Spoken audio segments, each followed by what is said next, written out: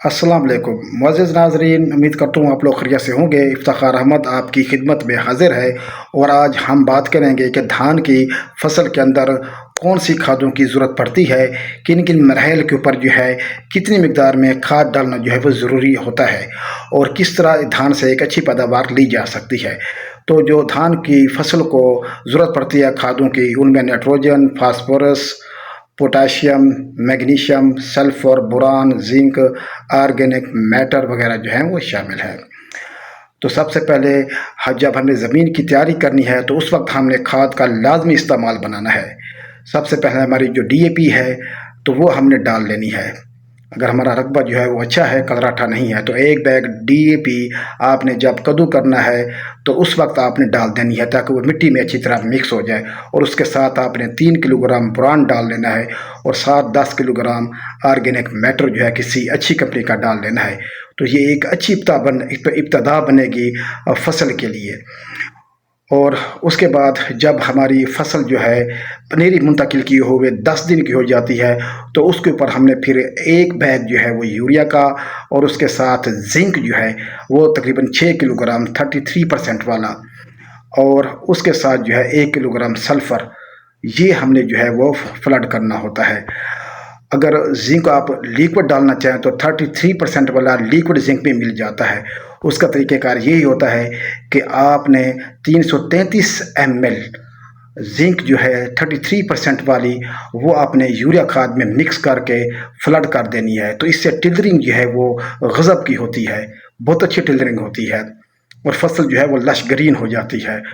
और उसके बाद जब पनीरी मुंतकिल किए हुए 20 दिन का अरसा हो जाए तो फिर आपने एक बैग नाइट्रोजन का यानी कि यूरिया का और साथ में 1 किलोग्राम आपने सल्फ़र और साथ ही आपने जो है वो क्या करना है कि आपने जो उसमें डालना है, उसमें आप ह्यूमिक एसिड जो है 3 लीटर वो डालेंगे और मैग्नीशियम जो है सल्फ़ेट वो 12 किलोग्राम डाल के ये आपने जो है फ्लड कर देना है। तो इससे जो फसल की है वो बेतहाशा जो है वो बढ़ोतरी होगी और फसल जो है वो लश ग्रीन हो जाएगी। और उसके बाद जब आपकी पनीरी मुंतकिल किए हुए जो फसल है वो 30 दिन की हो जाए तो फिर आपने अपनी यूरिया जो है वो इस स्टेज पे मुकम्मल कर लेनी है। तो आपने ज़रूरत महसूस करते हुए हाफ़ बैग जो है वो आपने यूरिया का जो है वो ऐड करना है और उसके साथ 1 किलोग्राम आपने सल्फ़र डाल देनी है और उसके साथ ही आपने तकरीबन 6 लीटर जो है वो डाल देना है आपने पोटाश। ठीक हो गया। तो उसके बाद फिर ये आपकी खादें जो हैं नाइट्रोजन की आपने तकरीबन 30 से 35 दिन के अंदर अंदर मुकम्मल कर लेनी है। तो इससे झाड़ और पौधे का जो कद है वो बहुत ज़्यादा बढ़ जाएगा। और इसके बाद फिर आपने जो करना है कि जब गोहब का मरला आ जाए तो गोहब के मरले के ऊपर आपने जो है ये करना है कि तकरीबन एक जो अपना है हाफ बैग अमोनियम नाइट्रेट का और साथ में आपने जो है 4 से 5 किलोग्राम 1261 वो डाल सकते हैं या फिर जो है वो 12 किलोग्राम नाइट्रोफास, इनमें से कोई एक, या फिर जो है इसके साथ आपने जो ऐड करना है वो 8 से 10 किलोग्राम जो है वो सॉल्युबल पोटाश वो फ्लड करनी है। तो इससे क्या होगा कि दाने की भराई जो है वो बहुत अच्छी होगी, जो सिट्टे निकलेंगे वो लंबे निकलेंगे और दाने का वज़न होगा।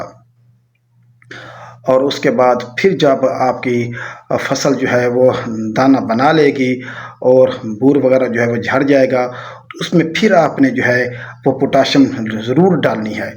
तो उसके साथ आपने जो पोटाश डालनी है वो तकरीबन फिर आपने जो है वो 8 से 10 किलोग्राम साल भर पोटाश डाल देनी है। तो इससे आपकी फसल जो है वो लाजंग भी नहीं करेगी और उसकी जो दाने की लंबाई है, दाने का जो वज़न है और उसमें इजाफ़ा होगा।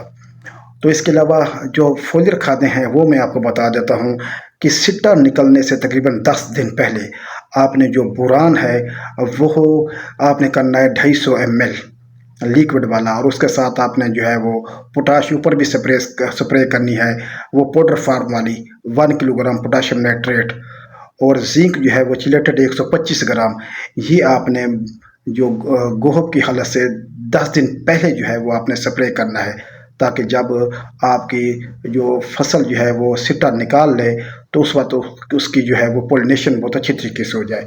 जब बूर जो है वो झड़ जाए तो उसके बाद आपने यही स्प्रे जिंक वाला, पोटाश वाला और साथ में जो है आपने बोरान वाला ये दोबारा करना है। जब बूर बूर जो है वो 60% तक जो है वो गिर जाए और दाना जो है वो बन जाए तो इससे भी पैदावार में इजाफा हो जाएगा।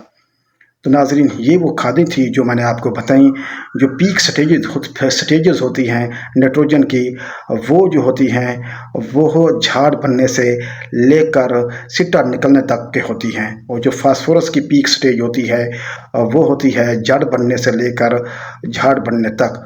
और जो पोटाशियम की जो पीक स्टेज होती है वो अपना जो एंथीसिस होती है जब इसका फ्लावर निकलता है और फ्लावर निकलने से धान बनने तक, तो इसको बहुत ज़्यादा ज़रूरत होती है। तो ये था धान का खाद प्लान।